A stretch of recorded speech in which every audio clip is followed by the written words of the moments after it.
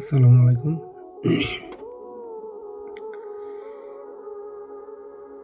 পুরুষ মানুষ আসলেই অসহায়। যেমন ৩-৪টা কারণ আছে। সেটা হলো রাগ হলে কখনো বাপের বাড়ি যেতে পারে না। ২, সে সবসময় ছাত্রই থেকে যায়, কারণ মা মনে করে বউ শিখিয়েছে আর বউ মনে করে মা শিখিয়েছে। ৩, সে কখনো বোঝে না, মা বলে বাবা তুই বুঝিস না, বউ বলে তুমি কিছুই বুঝো না, আর বাচ্চারা বলে আব্বু কিছুই বোঝে না।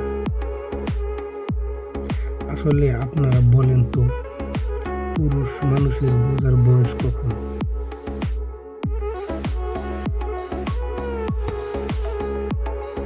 কমেন্ট করে জানিয়ে